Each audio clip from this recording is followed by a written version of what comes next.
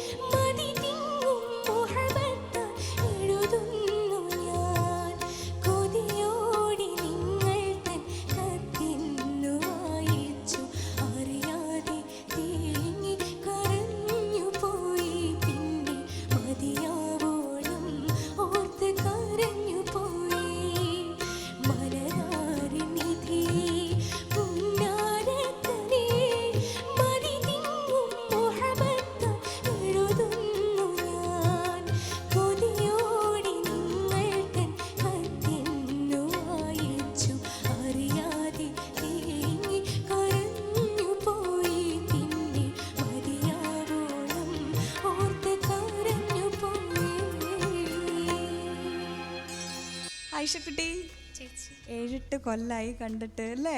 ഒരു കുട്ടിയില്ല, ഭയങ്കര ഫീൽ ചെയ്തിട്ട് ആയിഷ പാടി. എനിക്ക് എൻ്റെ സങ്കടം വന്നു കേട്ടിട്ട്. താങ്ക് യു ചേച്ചി. വിഷമായോ പാടിപ്പോ? ആണോ? ഫീൽ ചെയ്തിട്ട് നല്ലോണം പാടി. അപ്പോൾ സാറിൻ്റെ അടുത്ത് ചോദിച്ചു നോക്കാം നമുക്ക്.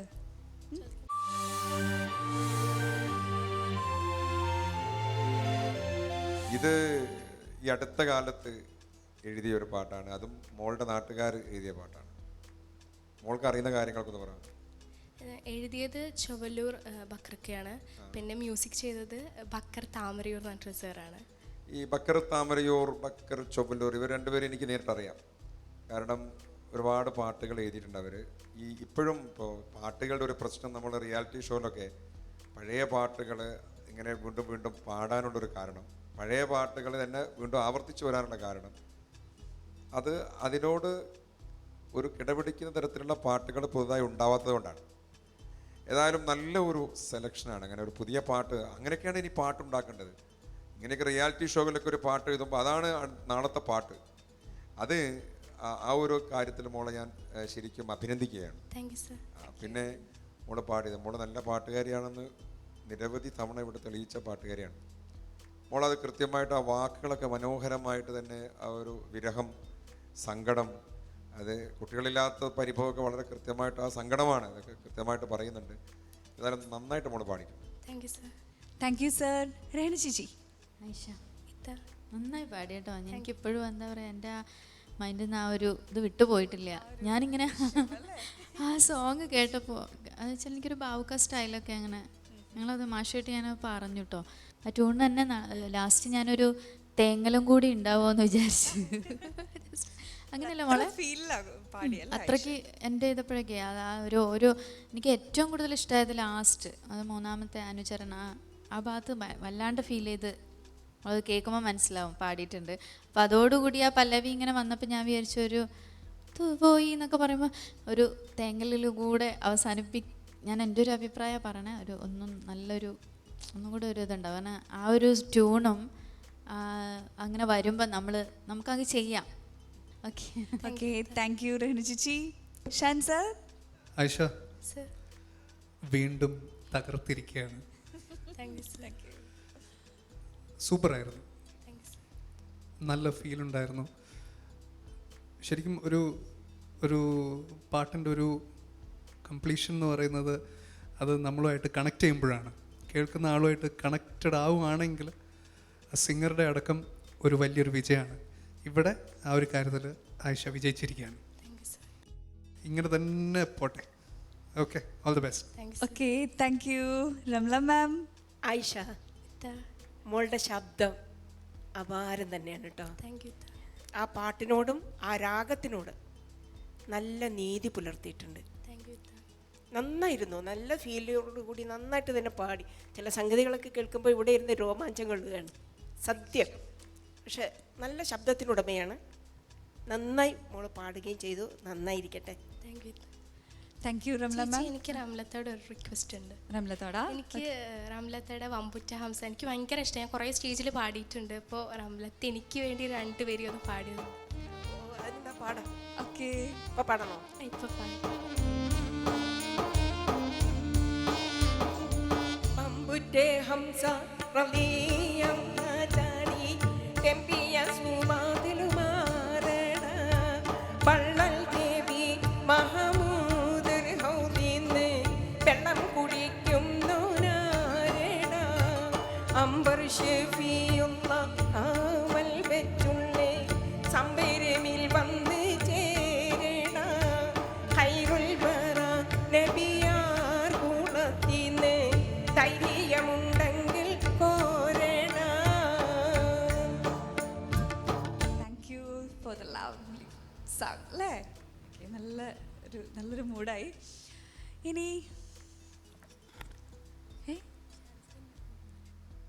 ഇനി ഷാൻസാനോട് എനിക്കൊരു സ്വകാര്യം പറയാനുണ്ടെന്ന്. സ്വകാര്യമാണോ? അല്ല, സ്വകാര്യമല്ല, പരസ്യമായിട്ടാണ്. എന്താണ്? അല്ല സർ, ഞങ്ങളുടെ അവിടെ, ഞങ്ങളുടെ നാട്ടിലും എൻ്റെ ഫ്രണ്ട്സും എൻ്റെ സ്കൂളിൽ എല്ലാവരും റിലേറ്റീവ്സും ഒക്കെ ഭയങ്കര ഫാനാണ് സാറിൻ്റെ. ഏതാ നാട്? ഏതാ? തൃശ്ശൂർ. തൃശ്ശൂർക്കാര് അല്ല, കുറ്റം പറയാൻ പറ്റില്ല. ഞാനും ഒരു തൃശ്ശൂർക്കാരിയാണ്. വിവരമുള്ളവരുടെ കാര്യമാണ് കുട്ടി ഉദ്ദേശിച്ചത്. അതാ ഞാൻ പറഞ്ഞ ഈ വിവരമുണ്ട്, അതുകൊണ്ടാണ് ഞാൻ പറഞ്ഞത് തൃശ്ശൂർക്കാർ പൊതുവേ നല്ല വിവരമുള്ളവരാ. എന്നിട്ട് അവർക്ക് എങ്ങനെ ഇങ്ങനെ അപ്പൊ സംഭവിച്ചു ആയിഷയുടെ റിലേറ്റീവ്സിന് എന്ന്. വിവരം ഇല്ലാന്നാണോ അല്ല പറയുന്നത്? അങ്ങനെ അല്ല, പൊതുവേ ആണ്. പിന്നെ ഇങ്ങനെ ഇത് ഒരു അബദ്ധം ആയിഷയുടെ പറ്റി. വീട്ടുകാരൊക്കെ ഇവിടെ ഉണ്ട്. ഓക്കെ ബൈജി. പോട്ടെ, ഏതായാലും പോട്ടെ. തൃശ്ശൂർക്കാർക്ക് അങ്ങനെ ഒരു അബദ്ധവും പറ്റി. എന്തായാലും- ഫാൻസ് ആണ് അതല്ല, അല്ലേ? അത് ശരിയാണ്. എല്ലാവരും പറയും നല്ല ഭംഗിയ സാറിനെ കാണാൻ. ഈശ്വര, നല്ല ഭംഗിയാണെന്നാണ്. അത് ശരി. അപ്പം ഇതിപ്പോ പാട്ടൊന്നും എല്ലാ ഇഷ്ടമല്ലേ? എപ്പിസോഡിലും പാട്ട് അല്ല, എനിക്കൊരു ഇഷ്ടം സംശയമുണ്ട്. അല്ല, എനിക്കൊരു പാട്ട് സംശയമുണ്ട്. ഇത് എല്ലാ എപ്പിസോഡിലും ഇങ്ങനെ ഓരോരുത്തരെ കൊണ്ട് ഇങ്ങനെ നല്ല സ്മാർട്ടാണ് പക്ഷെ ഞാൻ ഈ എപ്പിസോഡിൽ പറയാൻ ആയിഷയോടല്ല പറഞ്ഞത്. ഞാൻ അത് ആലോചിക്കുന്നത്. ഞാൻ അവർക്ക് ആ ലിസ്റ്റ് ഒന്ന് എടുത്ത് നോക്കി നോക്കൂ. എന്തായാലും സന്തോഷം ആയിഷ. തൃശ്ശൂരിലുള്ള ആയിഷയുടെ റിലേറ്റീവ്സിനോടും ഫ്രണ്ട്സിനോടും എല്ലാവരോടും ഹായ്. എന്തായാലും നിങ്ങളെല്ലാവരും നിങ്ങളുടെ ഈ ഒരു എന്താ പറയുക ആയിഷക്കുട്ടിയെ പറ്റി ഭയങ്കര പ്രൗഡായിരിക്കും എന്നെനിക്കറിയാം. ഞങ്ങളും ഒരുപാട് പ്രൗഡാണ് ആയിഷയെ നമുക്ക് കിട്ടിയതിന്. Okay, thank you. അപ്പോൾ ഇനി മാർക്സ്. Okay, Faisal sir. 30-ൽ 26. Thank you sir. Okay, out of 30 26 marks ആണ്. രഹന ചേച്ചി 26. 26. Out of 30 26. ഷാൻ സർ ഞാൻ പറയൂല. പറയുന്നില്ല. ഓക്കെ, നമുക്ക് ഈ ഷെഡ്യൂളിൻ്റെ ലാസ്റ്റ് കേൾക്കാം മാർക്ക് അല്ലേ, ഒരു സസ്പെൻസ് ആയിട്ട് ഇരിക്കട്ടെ. റംല മാം ഔട്ട് ഓഫ് 10 എത്ര മാർക്സാണ് കൊടുക്കുന്നത് ആയിഷയ്ക്ക്? മോളുടെ ആ ശബ്ദത്തിനും ഫീലിങ്ങിനും ആ പാട്ടിനോടുള്ള ആത്മാർത്ഥത പുലർത്തിയതിനും 10-ൽ 8 mark. Thank you sir. Out of 10 8 marks ആണ് കിട്ടിയിരിക്കുന്നത്. So out of 70 60 marks. നല്ല സ്കോറാണ് അല്ലേ? ആയിഷക്കുട്ടിയുടെ 2 പെർഫോമൻസ് ഇവിടെ കഴിഞ്ഞു അല്ലേ? 2 നല്ല രീതിയിൽ ചെയ്തില്ലേ? ഓക്കെ, അപ്പോൾ നമുക്ക് 2 മാർക്സ് ഹിഡൻ മാർക്സ് ആണ്. ഷെഡ്യൂളിൻ്റെ ലാസ്റ്റ് നമുക്കറിയാം. So all the best. Thank you. Thank U.